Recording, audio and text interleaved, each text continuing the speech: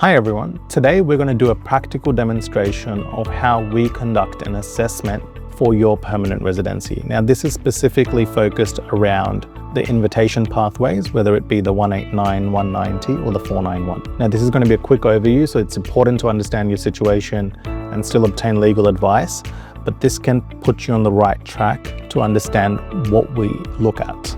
Now, the first thing you'll do is head over to this page, which is the skilled occupation list page, and check whether your occupation is on the list and which type of occupation is on the list. So we're going to take an example of a hotel or motel manager. So we search hotel or motel manager, and then it tells us that this occupation is on the short-term list. Now, the short-term list occupations are eligible for 190 or 491 when we talk about the general skilled migration pathway. So we know what to focus on.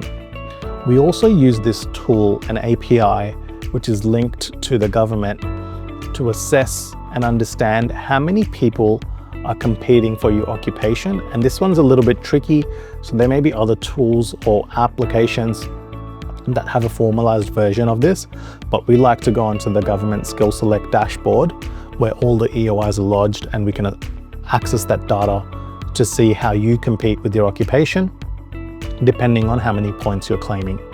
So let's assume, for example, you're claiming 75 points. Now, there may be other occupations on the medium to long-term list which are eligible for the subclass 189. Now, if you go onto this specific page that I'm on this page, you can actually check when the last round of invitations occurred and how many points that occupation was invited for. So this is only for the medium to long-term invitations for the subclass 189. Accountant General invited at 95 points, Actuary at 85 points, and then there are many occupations here, and you'll see some of these occupations have even been invited on the minimum points, which is 65. For example, a Plumber General was invited on 65 points, and there's many more. So depending on the type of occupation, there is more demand for certain occupations, and if there's more demand, the entry to getting an invitation is much lower. Now let's go back to the subclass 190 for the hotel or motel manager. Then once you have a specific occupation that you know suits you, and there may be multiple occupations as well, depending on what you've done, then you need to get a skills assessment, right? But before you get a skills assessment, you also need to check if your occupation is only on the 190 or 491 list, is the specific state that you're going to apply for actually open to inviting you for that occupation? So in this case, we'll look at New South Wales as an example because that's where the most demand is. And you can check this data for different states. Each state has their own occupation list. So we go here, and this is the New South Wales skills list. Now this is where we now assess to see if hotel or motel manager is there. I'm just going to do a quick shortcut, and just Control F this. Hotel or motel manager is not on the 190 list that we've just clicked on. Okay. Now you'll notice that the 491 list is actually on the same page. That means hotel or motel manager is not eligible at all for the New South Wales invitation. So it doesn't make sense to select New South Wales in your EOI if it's not even open to inviting you. The next thing that we're going to focus on is the hotel or motel manager skill assessment. Now, to get a skill assessment, you'll have a specified body. So if we go back to the page that we were initially looking at, it tells you that the assessing authority is VETASSES.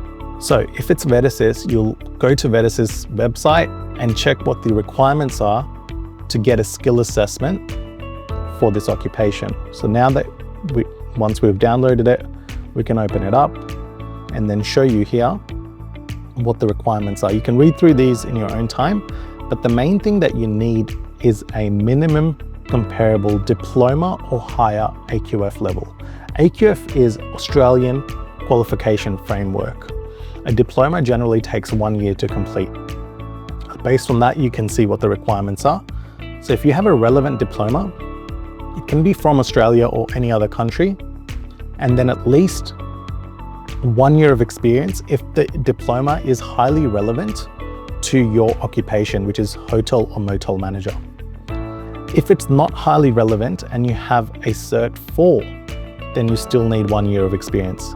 If you have a diploma and no other qualification that is highly relevant, you need at least 2 years of experience. And if you don't have any qualification at all, you need 3 years of experience plus 1 year, which we call the deeming period.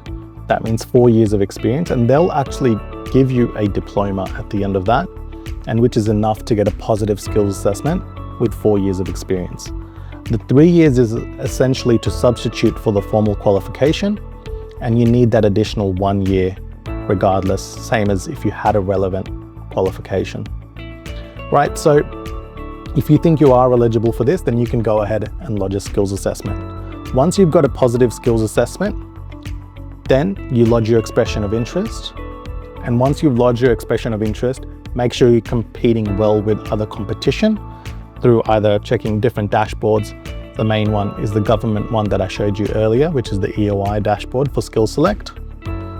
And then check if the state requires you to lodge a separate registration of interest application, or whatever they call it in that state. Now, I'm showing you the one for Victoria here, and you're required to lodge a separate application after you've submitted your EOI. Right, if you don't do this, the state will not invite you. New South Wales does not have this step, whereas Victoria does.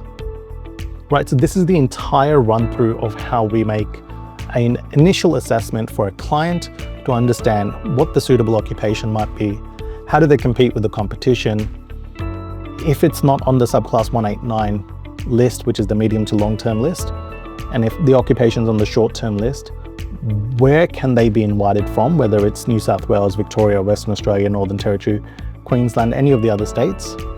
And if they can be invited, which state should we lodge an expression of interest for?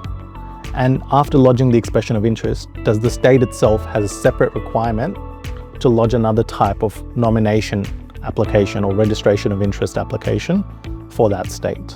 So please make sure you do all of your research, and you can do a lot of this independently. Maybe checking the points on how you compete with everyone else will be difficult, but the rest of it can be done by yourself. If you have any questions, leave a comment below or reach out to one of our teams if you need a consultation.